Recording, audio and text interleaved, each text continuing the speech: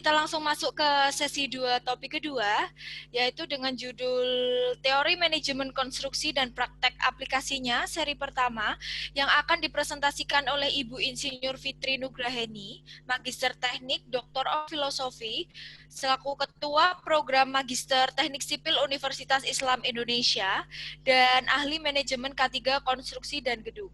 Kepada Ibu Fitri Nugraheni, tempat dan waktu kami persilahkan. Baik, terima kasih Mbak Nuha. Bismillahirrahmanirrahim. Assalamualaikum warahmatullahi wabarakatuh.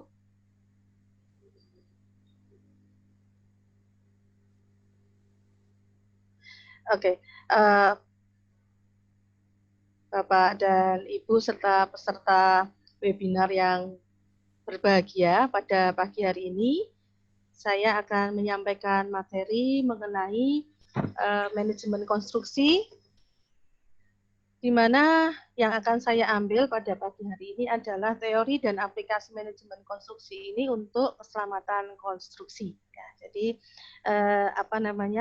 sebuah topik yang akhir-akhir ini saya rasa cukup seksi begitu ya untuk dibahas, karena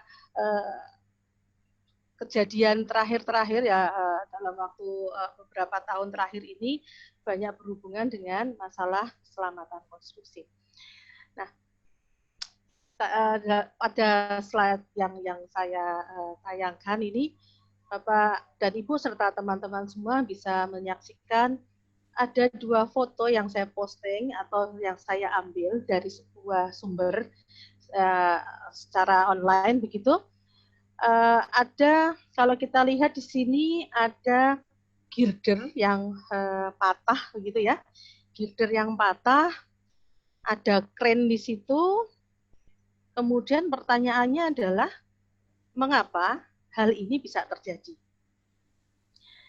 Apakah karena kren tidak kuat mengangkat girder sehingga muncul kejadian seperti ini?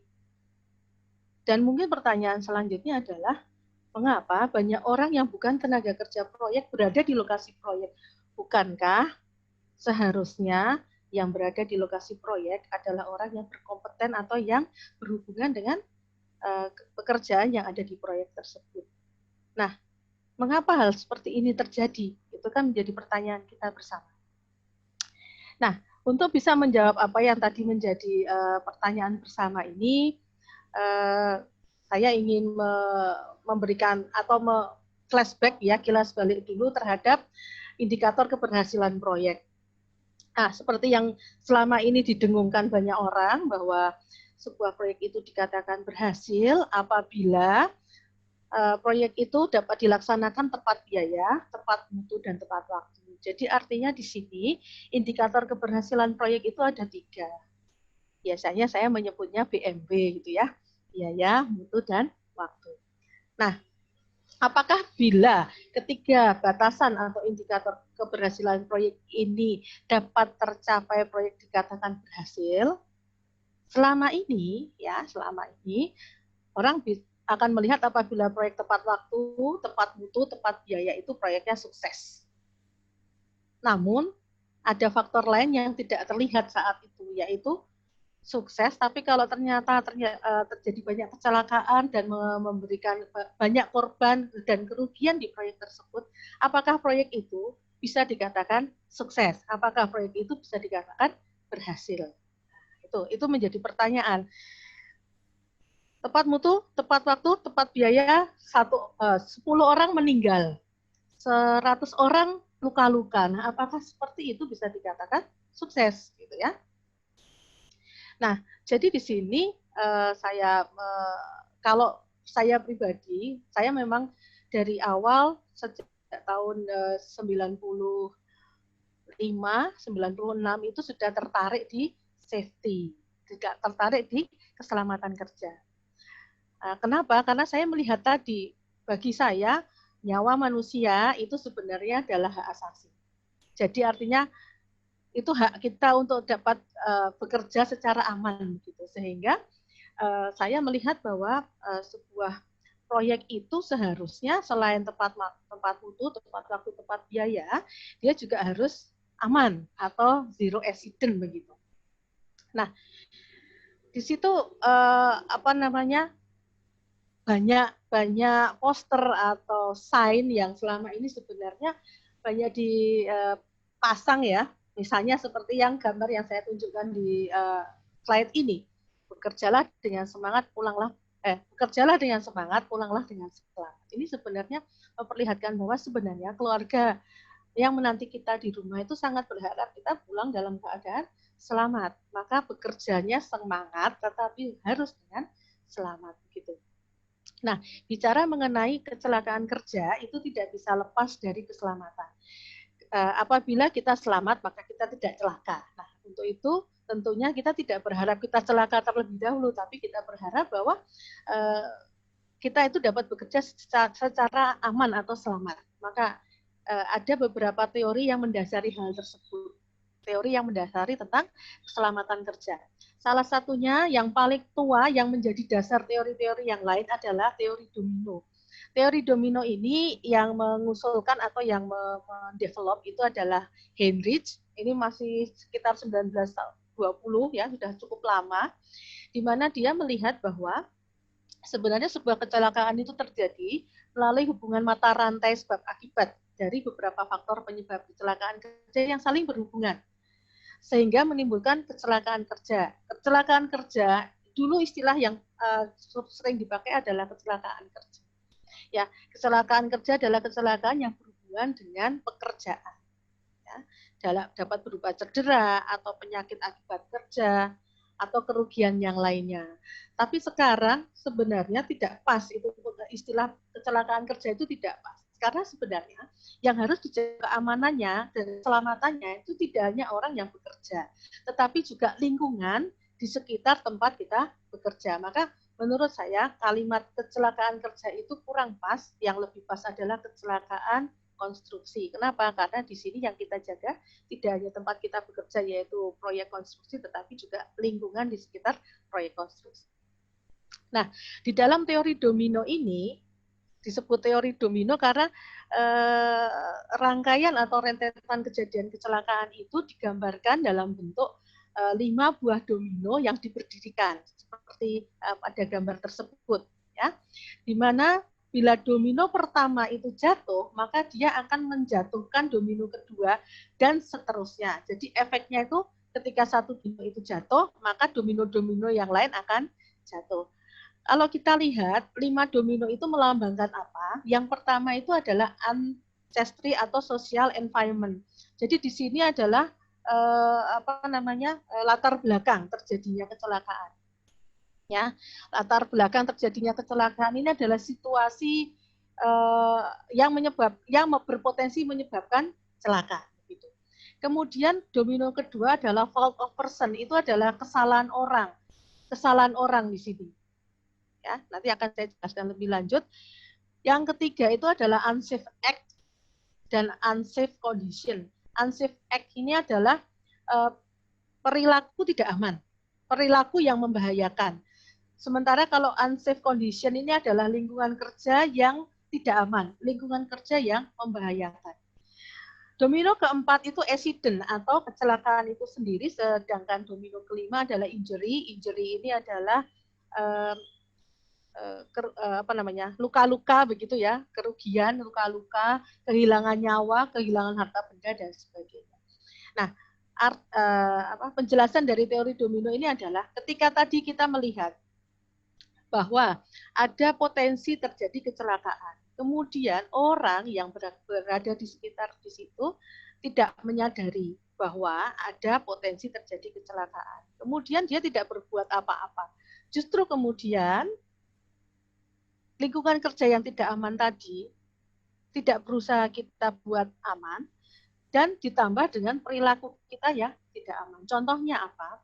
Kalau di dalam proyek konstruksi itu seringkali yang saya baca dan saya saksikan itu adalah seringkali pekerja konstruksi ini mempersonifikasi diri itu adalah tough person, orang yang tangguh. Orang yang tangguh itu artinya bisa jadi dia itu sembrono dalam bekerja. Misalnya, tidak pakai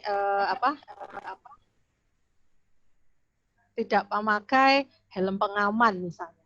Tidak memakai helm pengaman, selama ini saya tidak pakai helm pengaman pun juga tidak kenapa-napa, jadi ya saya nggak usah pakai aja. Seperti halnya kalau kita naik motor, biasanya naik motor nggak pakai helm juga nggak apa-apa kan, ya nggak usah pakai helm aja. Nah itu sebenarnya tindakan yang sembrono. Nah, di 3 domino tadi yang saya jelaskan, apabila keadaan yang membahayakan tadi dibiarkan, kemudian dia akan diikuti oleh tindakan yang tidak aman, ya, tindakan sembrono dan sebagainya, efeknya atau kelanjutannya adalah terjadi kecelakaan. Nah, ketika terjadi kecelakaan itu minimal itu adalah ada kerugian material, ya, ada kerugian material. Misalnya jempol tangan terkena palu, itu sudah kecelakaan loh seperti itu. Kerugian materialnya adalah harus mengobati jempol tangan yang terkena palu. Efek yang terberat adalah kehilangan nyawa. Karena kalau nyawa nggak ada yang ganti.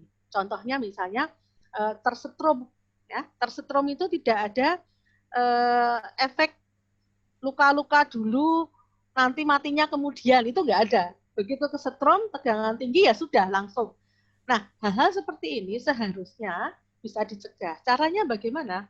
Efek menjatuhkan ini akan berhenti bila ada tindakan untuk mengambil salah satu domino. Ya, misalnya domino ketiga itu kita ambil, maka ketika domino pertama jatuh, menjatuhkan domino kedua jatuh, karena domino ketiganya tidak ada, maka domino keempat dan kelima tidak akan jatuh. Ya, seperti itu pola berpikirnya atau pendekatannya. Nah, termasuk dalam faktor penyebab langsung kecelakaan kerja adalah yang tadi saya sebutkan di domino ketiga, yaitu unsafe condition dan unsafe action. Gambar yang ada di sana ini, Bapak, Ibu, dan teman-teman bisa saksikan. Di sebelah kiri itu adalah unsafe condition. Contohnya apa di sana? Ada kren membawa benda berat. Ya, kren membawa benda berat dan tidak disadari atau barangkali tidak dicek bahwa platform yang digunakan untuk mengangkat benda berat itu sebenarnya ada cacatnya atau sudah tidak sempurna atau ada retaknya atau mengalami sedikit kerusakan yang itu bisa menyebabkan selingnya putus. Nah, itu unsafe condition. Lalu di sebelah kanan itu ada unsafe act. Apa itu? Ada pekerja konstruksi tanpa menggunakan helm, berdiri di bawah atau berjalan di bawah kren yang sedang mengangkat benda berat. Nah, kalau hal ini dibiarkan, apa yang terjadi?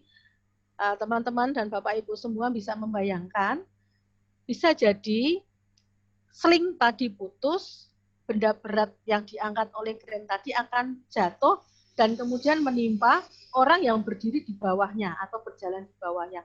Maka muncul kecelakaan kerja. Efeknya orangnya terkena injury. Entah itu luka ringan maupun sampai dengan kehilangan nyawa. Nah, hal seperti ini seharusnya bisa kita prediksi atau kita detek dari awal dan kemudian kita hilangkan, kita tiadakan sehingga tidak muncul kecelakaan kerja dan kerugian atau injury tadi. Nah, dari penjelasan saya tadi, kalau lebih didetailkan, ada unsafe condition atau kondisi tidak aman. Ini salah satunya yang paling sering kita temui adalah misalnya tidak terpasangnya pengaman atau safeguard pada bagian mesin yang berputar. Contohnya saya pernah menemui dalam sebuah proyek konstruksi ada tukang kayu yang memotong kayu menggunakan circle masinal yang bergerak itu tanpa ada pengaman, tanpa ada sign. Maka ketika si tukang kayu ini mendorong kayu dan kemudian terlepas, maka yang masuk ke dalam circle itu tidak lagi hanya kayu, tapi juga ikut tangannya masuk. Nah, yang seperti ini itu saya yakin teman-teman yang bekerja di proyek konstruksi pasti sering menemui. Kemudian juga misalnya tentang instalasi kabel listrik yang kurang standar. Kita mau ngelas pakai listrik, ya, las listrik. Ada kabel, sambungan kabel coba dicek apakah sambungan kabel sudah disambung secara properly atau dengan baik. Bisa jadi hanya kabel dikelupas kemudian diputar-putar begitu saja. Nah, hal ini kan bisa berpotensi menyebabkan kesetrum. Kemudian ngelas itu saya benar-benar lihat dengan mata kepala sendiri, mereka ngelas pakai las listrik, pakai sendal jepit, di sebelahnya ada genangan air. Sudah, itu sebuah lingkungan kerja yang benar-benar membahayakan. Nah, hal-hal seperti ini masih banyak contohnya. Saya yakin Bapak Ibu dan teman-teman yang hadir pada webinar pagi hari ini pasti sering menemui hal seperti ini. Bagaimana dengan tindakan membahayakan atau unsafe act? Unsafe act tadi sudah sempat saya singgung di awal bahwa kebanyakan pekerja konstruksi ini mempersonifikasi diri atau memotret diri adalah sebagai tough person, orang yang tough itu berarti kuat gitu ya, yang kuat. Nah, kuat itu apa-apa oke, enggak ada masalah, aku bisa. Yang seringkali itu membawa kepada kecerobohan tadi. Contohnya apa? Meninggalkan prosedur kerja. Mestinya ada prosedur kerja bahwa kalau kita mau melakukan pekerjaan pengelasan harus pakai kacamata pelindung misalnya. Kacamata pelindungnya juga yang khusus harusnya. Harus pakai gloves atau sarung tangan. Harus pakai safety boot atau sepatu boot. Nah, yang seperti ini itu juga sering ditinggalkan. Artinya mereka tahu bahwa mereka seharusnya pakai, tapi mereka tidak peduli dengan itu. Wah, saya selama ini nggak pakai safety boot aja juga nggak apa-apa kok. Tidak menggunakan alat pelindung diri, padahal alat pelindung diri itu seharusnya adalah hak pekerja. Dia harus mendapatkan haknya, yaitu bekerja secara aman. Tapi saya pernah menemui ada yang mengeluh, Bu, kalau saya pakai rompi APD itu gerah, keringetan, saya nggak nyaman, saya lepas aja dan sebagainya. Nah, hal-hal seperti ini adalah tindakan membahayakan atau unsafe act, ya. Nah, itu pasti teman-teman juga punya pengalaman dan pernah, paling tidak minimal pernah melihat rekan kerjanya di proyek berbuat hal seperti ini. Nah, sementara penelitian yang dilakukan oleh Hendrix mendapatkan hasil bahwa 98% kecelakaan itu disebabkan oleh tindakan tidak aman, unsafe act. Maka Hendrix mengatakan kunci untuk mencegah kecelakaan adalah dengan menghilangkan tindakan tidak aman sebagai penyebab kecelakaan. Tadi sudah saya sebutkan di domino ketiga. Sehingga ketika domino ketiga ini diambil, domino kedua jatuh, dia tidak akan menjatuhkan domino keempat. Tidak ada kecelakaan, akibatnya juga tidak ada yang rugi atau luka. Nah, itu tadi adalah teori domino atau teori tentang keselamatan kerja, keselamatan konstruksi. Lalu bagaimana aplikasinya? Nah, sekarang kita lihat bahwa kita bekerja di proyek konstruksi di mana lingkungan proyek ada lingkungan yang tidak aman atau unsafe condition. Ini tidak bisa kita hindari bahwa lingkungan proyek itu adalah lingkungan tidak aman. Hal ini dikarenakan setiap proyek itu unik. Setiap hari unik itu artinya berbeda di satu lokasi dengan lokasi yang lain. Setiap hari itu ada saja hal-hal yang membedakan atau dinamis, dan itu tidak bisa kita hindari karena memang proyek naturally seperti itu. Ya, akibatnya seperti data yang saya tampilkan di sini bahwa sepanjang 2017 sampai 2018 tercatat beberapa kejadian kecelakaan konstruksi. Salah satunya adalah terlepasnya beton dari kren dan runtuhnya box girder pada proyek LRT Jakarta. Ini umum ya, artinya data ini saya peroleh dari sumber open source gitu ya, dari sumber yang sifatnya itu umum, terbuka, bisa diakses oleh banyak orang. Runtuhnya jembatan penyeberangan orang JPO pada proyek jalan tol Bogor Ciawi Sukabumi.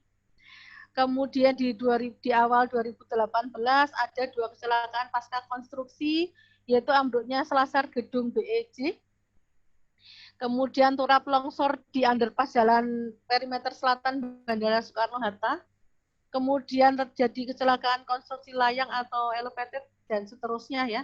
Ini bisa dilihat di sumber yang ini, yang saya tuliskan di sini. Jadi data-data ini diambil dari sana. Sehingga bisa dilihat bahwa di akhir-akhir 3 tahunan terakhir ini banyak sekali kejadian kecelakaan konstruksi. Meskipun sebenarnya sebelum itu juga sudah banyak, tetapi perhatian itu baru kita dapatkan di akhir-akhir tahun ya, sekitar 3, 4, 5 tahun terakhir ini. Nah, kemudian dari Kementerian PUPR tahun 2017 data itu menyatakan bahwa sektor konstruksi merupakan penyumbang kasus kecelakaan terbesar di Indonesia dengan rata-rata kejadian 32% setiap tahun. Nah, lalu karena sektor konstruksi kita itu selalu melibatkan banyak orang, ya, banyak tenaga kerja, padat kerja, lingkungan kerja senantiasa berubah, maka proyek konstruksi itu memang situasi kerja yang tidak aman, yang membahayakan, dan itu tidak bisa kita ubah. Harus kita jalani begitu. Namun, bagaimana upaya kita untuk bisa meminimalkan potensi terjadi kecelakaan dan sebagainya, maka domino yang ketiga tadi bisa kita hilangkan begitu ya. Kita bisa mengubah unsafe condition ini menjadi yang safe condition. Itu baru yang kondisi atau lingkungan. Bagaimana dengan tenaga kerja? Di dunia konstruksi ini, selain tenaga kerja yang terlibat itu cukup banyak, artinya padat kerja, sumber daya manusia konstruksi sendiri itu seperti saya tadi sampaikan, cukup banyak orang yang tidak disiplin terhadap SOP dan masih rendah kesadaran tentang pentingnya K3. Dan itu juga dipicu faktor kompetensi SDM-nya. Contohnya sekarang kita semua yang terlibat di proyek konstruksi, misalkan kita butuh 100 orang tenaga kerja, maka kita akan ambil 100 orang itu tanpa melihat latar belakangnya, apakah dia sudah pegang sertifikasi K3 atau tidak, itu tidak sampai ke sana. Yang penting saya butuh 100 orang, saya dapat 100 orang. Sehingga di sini kompetensi SDM-nya itu tidak terlalu menjadi hal yang penting begitu. Nah, akibatnya ketika sumber daya manusia kita itu memang yang ada hanya itu, seringkali itu membawa pada sebuah perilaku yang tidak aman. Nah, karena sektor konstruksi memang tidak bisa menghindari unsafe condition dan unsafe action, untuk menghilangkan domino ketiga tadi, maka yang bisa dilakukan adalah membentuk Sistem Manajemen Keselamatan dan Kesehatan Kerja atau SMK3. Ya. Tahun 2012, Pemerintah Republik Indonesia telah menerbitkan Peraturan Pemerintah Nomor 50 Tahun 2012 tentang penerapan Sistem Manajemen Keselamatan dan Kesehatan Kerja. Dan ini diminta untuk dapat diterapkan di seluruh aspek kehidupan bermasyarakat. Ya. Kemudian SMK3 ini adalah bagian dari sistem manajemen perusahaan, dimanapun perusahaan itu bergerak, di bidang apapun manajemen perusahaan tersebut bergerak, maka SMK3 ini harus menjadi bagian dari sistem manajemen perusahaan. Hal ini ditujukan agar secara keseluruhan pengendalian risiko yang berhubungan dengan K3 ya itu dapat terkendali, sehingga dengan mengimplementasikan SMK3 ini akan tercipta tempat kerja yang aman, efisien, dan menghasilkan hal yang produktif begitu. Sehingga ini adalah upaya untuk menghilangkan domino ketiga, yaitu unsafe condition dan unsafe action. Dan PP nomor 50 tahun 2012 ini didukung dengan Peraturan Menteri Pekerjaan Umum nomor 5 tahun 2014 tentang SMK3 konstruksi, di mana SMK3 konstruksi ini adalah bagian dari sistem manajemen organisasi pelaksanaan pekerjaan konstruksi.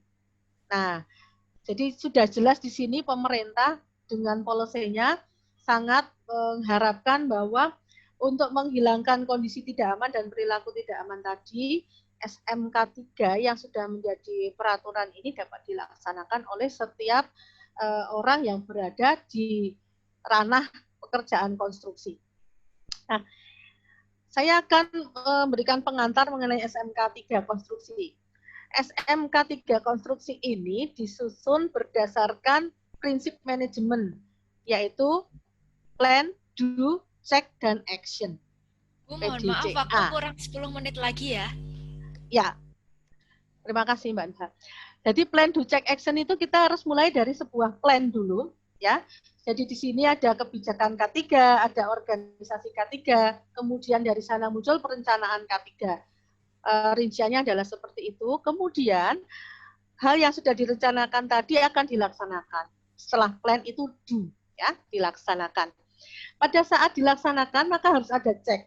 Cek ini adalah bagian dari pengendalian, di mana pengendalian ini melalui pekerjaan evaluasi dan pemeriksaan dan evaluasi. Kemudian setelah itu akan ditinjau ulang kinerja K3-nya. Apakah hal-hal yang sudah disebutkan dalam SMK 3 tadi sudah dilaksanakan semua? Kalau memang belum, di sebelah mana yang belum, dan seterusnya, sehingga kemudian bagi yang belum dilaksanakan tadi harus ada program berkelanjutan untuk meningkatkan level dari melaksanakan SMK 3 tadi. Ini adalah contoh SMK 3 konstruksi, seperti ini contohnya, dan kemudian sampai pada simpulan bahwa kejadian kecelakaan termasuk di proyek konstruksi itu adalah hasil dari rentetan peristiwa digambarkan sebagai domino dalam domino, di mana efeknya adalah bila salah satu domino itu jatuh, maka menjatuhkan domino-domino yang lain. Efek jatuh itu akan hilang apabila salah satu domino tadi dihilangkan, sehingga domino yang jatuh tidak menyebabkan jatuhnya domino yang lain. Ya. Kemudian karena pada prakteknya unsafe condition dan unsafe act dalam proyek konstruksi itu hampir tidak mungkin dihilangkan, maka yang bisa dilakukan adalah upaya pencegahan terjadinya kecelakaan kerja dengan menerapkan SMK 3 di proyek konstruksi. Dan pemerintah RI telah mendukung, mensupport itu semua dengan mengeluarkan peraturan serta juga peraturan menteri mensupport hal tersebut. Di akhir, saya hanya ingin mengingatkan bahwa safety is one's full-time job. Do not make it a part-time practice. Jadi sebenarnya safety itu adalah tugas kita bersama. Bersama kita bisa. Terima kasih. Assalamualaikum warahmatullahi wabarakatuh. Waalaikumsalam warahmatullahi wabarakatuh. Terima kasih atas materinya Ibu Fitri. Ini langsung kita ke sesi tanya jawab saja ya. Sudah beberapa pertanyaan masuk. Saya bacakan yang pertama dari Bapak Arma Abdullah. YTH Ibu Fitri, dalam pekerjaan konstruksi selalu dibutuhkan jasa manajemen konstruksi atau supervisi. Mohon pencerahan kapan dipakai jasa MK dan kapan kita memakai jasa supervisi dan perbedaannya apa saja dari keduanya. Terima kasih. Oke, baik. Terima kasih. Langsung saya jawab Mbak Nuha ya. Ya, betul. Ya, Pak Arma. Ketemu lagi Bapak. Kemarin kita juga ketemu di webinar yang lain ya Pak ya. Ya. Begini, perbedaan antara konsultan MK dan konsultan supervisi itu seperti apa? Konsultan MK itu sebuah konsultan yang dia itu menghandle, yang mempunyai tugas begitu, mewakili pemilik proyek untuk mengelola proyek, Bapak. Jadi misalnya pemilik proyek itu tidak memiliki orang-orang yang mempunyai kompetensi dalam mengelola proyek konstruksi. Maka kemudian pemilik proyek ini akan akan membentuk sebuah tim manajemen konstruksi yang dia itu punya tugas mewakili pemilik proyek untuk mengelola proyek mulai dari perencanaan sampai dengan proyek itu selesai. Seperti itu. Sedangkan konsultan pengawas atau konsultan supervisi itu adalah bagian dari penyedia jasa yang dipekerjakan oleh pemilik proyek. Jadi kalau MK itu wakil dari pemilik proyek, sementara kalau supervisi itu memang yang tim yang dipekerjakan atau yang dikontrak oleh pemilik proyek untuk mengawasi proyek pada saat pelaksanaan. Kalau yang MK kan mulai dari perencanaan sampai proyek selesai. Tapi kalau yang pengawasan ini ya pada saat proyek dilaksanakan. Kemudian kalau pertanyaannya kapan? Kalau MK itu sebaiknya dimulai dari awal, Pak. Ketika ide itu muncul, sebenarnya pemilik proyek itu sudah bisa membentuk tim MK. Maka ketika pemilik proyek bertemu dengan konsultan perencana, tim MK ini sudah harus hadir di situ sehingga dia bisa menjembatani atau menjadi moderator antara pemilik proyek dengan konsultan. Nanti konsultan perencanaan sudah menyelesaikan tugasnya, proyek itu kemudian dikerjakan, maka tim MK ini akan mengawal agar apa yang sudah direncanakan tadi menjadi terlaksana sebagaimana yang diinginkan oleh pemilik proyek. Kalau konsultan supervisi tentunya pada saat proyek dilaksanakan. Demikian Mbak Nuha, Pak. Ya, baik Ibu. Ini ada pertanyaan kedua dari Bapak Hindra Jauhari. Ibu Fitri, seorang safety officer apa berhak penuh memberhentikan proyek andai tahu ada yang unsafe condition 100% tanpa harus lapor ke ketua K3? Itu Ibu pertanyaannya. Ya. Kalau bicara mengenai apakah bisa langsung ya safety officer itu secara organisasi tidak, karena kalau dia tidak mempunyai kewenangan itu, ya artinya kalau dia tidak mempunyai kewenangan untuk menghentikan proyek, maka dia tidak boleh menghentikan proyek. Sepanjang yang saya tahu, safety itu ada koordinator safety-nya, ada kepalanya maksud saya seperti itu. Nah, si kepala ini dalam melaksanakan tugasnya akan dibantu oleh safety officer, teman-teman kerjanya begitu. Nah, teman-teman kerja inilah yang kemudian pada saat proyek dilaksanakan, dia akan memantau jalannya proyek itu. Apabila teman-teman yang memantau jalannya proyek itu menemukan hal yang membahayakan, maka dia harus lapor kepada koordinator K3-nya, pada kepalanya. Yang memberikan yang punya kewenangan untuk merekomendasikan agar proyek berhenti itu kepalanya. Ya. Nah, caranya bagaimana? Sedikit bercerita, tapi tadi tidak saya sampaikan di dalam makalah saya. Saya dulu pada saat studi itu topik disertasi saya itu menghasilkan model quick assessment atau model pemeriksaan cepat. Nah, si safety officer ini bisa memanfaatkan model itu untuk memeriksa apakah ada hazard atau potensi bahaya yang bisa menyebabkan terjadinya kecelakaan kerja, ya, kecelakaan konstruksi. Jadi cepat, begitu lihat, oh ini ada potensi bahaya, maka dia bisa dengan secepatnya melaporkan keadaan itu kepada atasannya, dan atasannya bisa dengan segera menindaklanjuti laporan atau temuan dari teman bekerjanya ini atau safety officer-nya begitu, Mbak Nuha. Jadi, Bapak, kalau memberhentikan selama dia tidak punya kewenangan untuk itu, maka tidak boleh. Yang boleh dilakukan adalah kemudian dia melaporkan kepada atasannya, dan atasannya akan merekomendasikan kepada pemilik proyek bahwa proyek ini sebaiknya dihentikan karena terjadi hal-hal seperti ini. Begitu. Terima kasih, Mbak Nuha. Baik, Ibu. Ini ada lagi pertanyaan ketiga dari Bapak Edison Sianipar. Berdasarkan PP nomor 50 tahun 2012 SMK 3K tersebut, apakah masuk dalam kontrak konstruksi atau merupakan bagian dari tanggung jawab pelaku usaha? Gitu, Ibu. Ya, Pak Edison, SMK 3 ini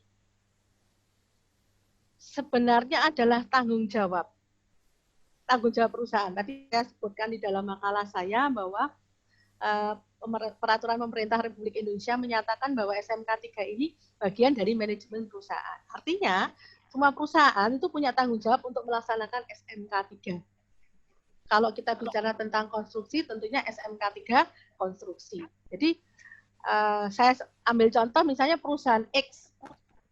Perusahaan X ini dia harus punya SMK 3. Apakah itu menjadi bagian pelelangan atau tidak, itu seharusnya bukan ke sana orientasinya.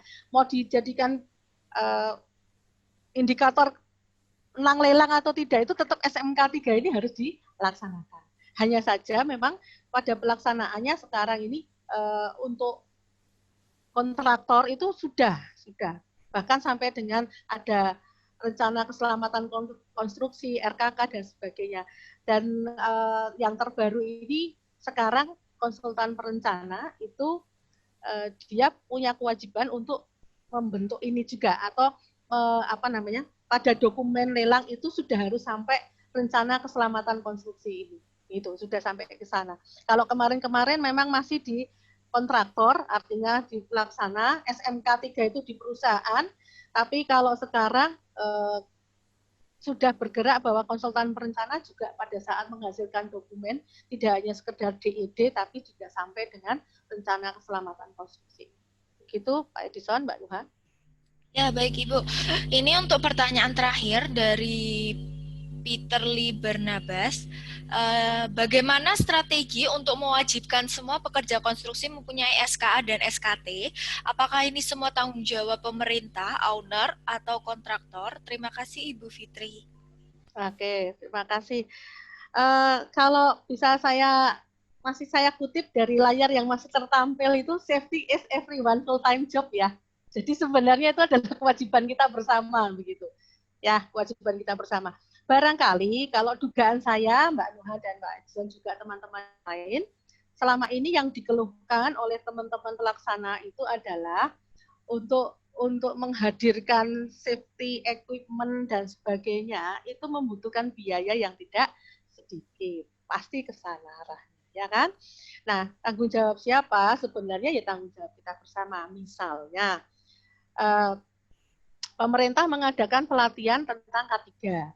Kemudian ada regulasi yang mengatakan bahwa semua pekerja konstruksi harus memiliki kartu bahwa yang bersangkutan itu kompeten terhadap K3. Lalu kontraktor ketika mencari tenaga kerjanya mewajibkan tenaga kerjanya membawa kartu K3. Nah, kalau semua hal seperti ini mestinya insya Allah ya mestinya safe condition itu dan safe action itu akan kita dapatkan. Jadi memang tanggung jawab kita bersama. Kalau saya menyampaikan contoh, kalau di luar negeri itu ada semacam SKA ya, semacam surat keterampilan atau apapun sertifikat begitu yang dia harus bawa ketika dia akan bekerja menjadi forklift operator misalnya, operator forklift, maka si orang yang akan melamar bekerja sebagai operator forklift ini harus bisa memberikan sertifikat bahwa dia telah lulus training tentang mengoperasikan forklift dengan cara yang aman, begitu kira-kira seperti itu. Sehingga kalau ditanya ini tanggung jawab siapa, safety is everyone full time job. Jadi tanggung jawab kita bersama. Ya. Dimulai dari mana Bu? Ya itu sebuah proses ya, nanti satu dengan yang lain otomatis kalau menurut saya diawali dari kebijakan seperti tadi plan to action itu diawali dari kebijakan pemerintah, pasti akan diikuti oleh kita semua. Begitu Mbak Nuha. Ya, baik Ibu, terima kasih atas jawabannya dan terima kasih atas presentasinya, sangat bermanfaat bagi kita semua dan semoga kita bisa bertemu lagi di acara seminar online selanjutnya ya Ibu. Insya Allah. Terima kasih. Terima kasih. Ya.